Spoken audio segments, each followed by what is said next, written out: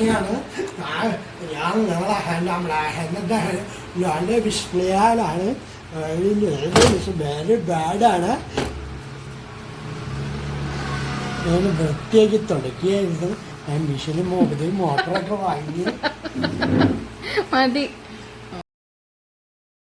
Hello, അസ്സാം വലൈക്കും. അപ്പോൾ ഞായറാഴ്ചത്തെ കുറച്ച് വീഡിയോ ആയിട്ടാട്ടോ വന്നത്. കുറച്ച് പണിത്തിരക്കുള്ള ദിവസം തന്നെയാണ്. അപ്പോൾ ഞാൻ വീഡിയോ എടുക്കുന്ന കണ്ടപ്പോൾ എന്നെ കളിയാക്കിക്കൊണ്ട് ഒരാൾ ഡബ് ചെയ്താട്ടോ ഫസ്റ്റ് കേട്ടത്. അത് മറ്റാരും അല്ല, എൻ്റെ കെട്ടിയോൻ തന്നെയാണ്.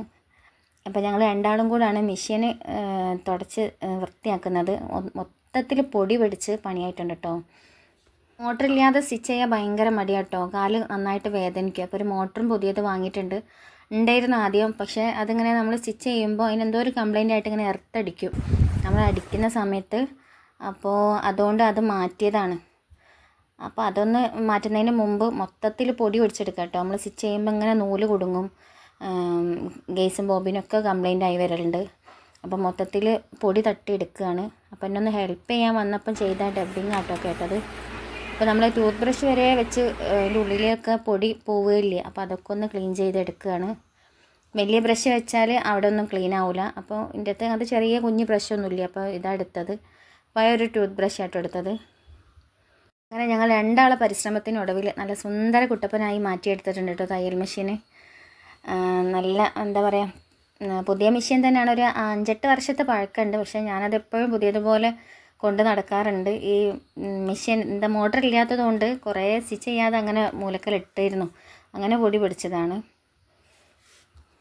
കുറേ ദിവസമായി മാറ്റി വെച്ച പണി കേട്ടോ അത്.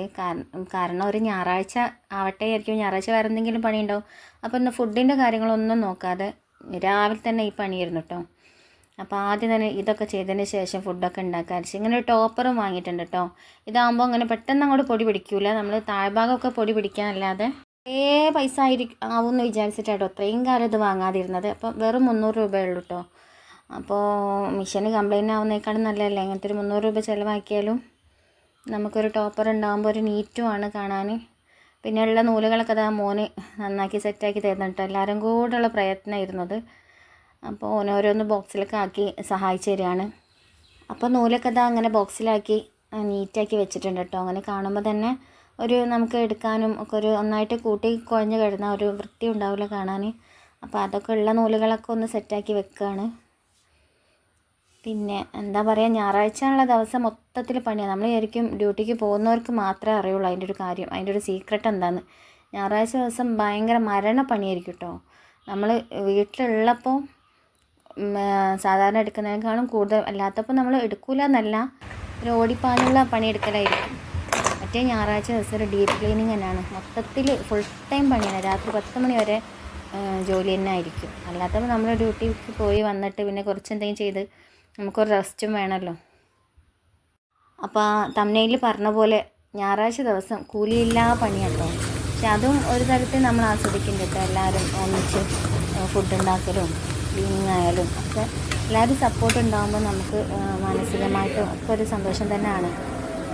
അപ്പോൾ ഇന്ന് പിന്നെ അതൊക്കെ കഴിഞ്ഞ ശേഷം ഫുഡ് ഉണ്ടാക്കാതിരിച്ചു. ഇന്നിപ്പോൾ ഒരു ഹൈദരാബാദി ചിക്കൻ ബിരിയാണി കേട്ടോ ഉണ്ടാക്കുന്നത്.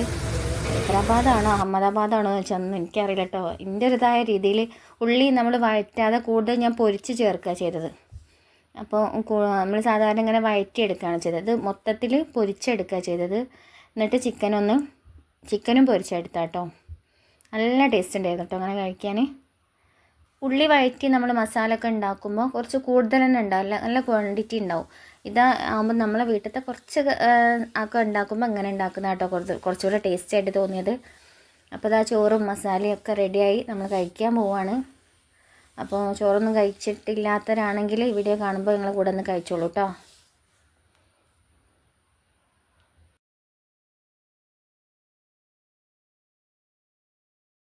പിന്നെ ചോറൊക്കെ കഴിച്ച് കഴിഞ്ഞ് കുറച്ച് തുണികളൊക്കെ മടക്കി വെക്കാനും അങ്ങനത്തെ അല്ലറ ചില്ലറ പണികളൊക്കെ കഴിഞ്ഞ് പിന്നെ ഒരു വൈകുന്നേരം ആയപ്പോൾ എന്താ പറയുക, എൻ്റെ ചെടികളൊക്കെ കുറച്ച് നായ്ക്കുട്ടികളും പട്ടിക്കുട്ടികളൊക്കെ ഉണ്ട് കേട്ടോ ഈ സൈഡ് പരിസരത്ത്.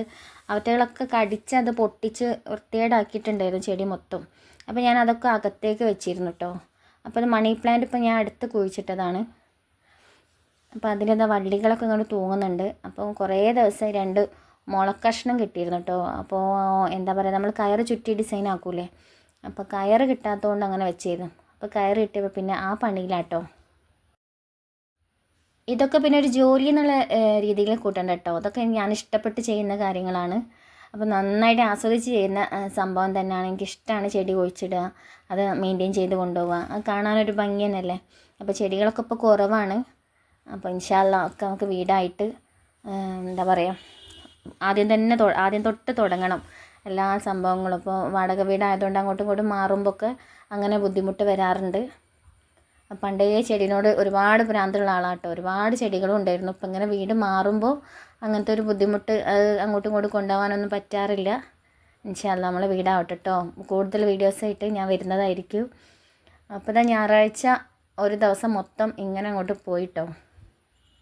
നാളെ ഇതാ നമ്മൾ വീണ്ടും തിരക്കുകളിലേക്ക് പോവുകയാണ്. ജോലി, വീട് ജോലി അങ്ങനെ ആയിട്ട് ഇങ്ങനെ പോവുകയാണ്. അപ്പോൾ ഇന്നത്തെ വീഡിയോ എല്ലാവർക്കും ഇഷ്ടമായി എന്ന് വിചാരിക്കുന്നു. ഇഷ്ടമായാൽ ഷെയർ ചെയ്യുക, ലൈക്ക് ചെയ്യുക, സബ്സ്ക്രൈബ് ചെയ്യുക. Thanks for watching.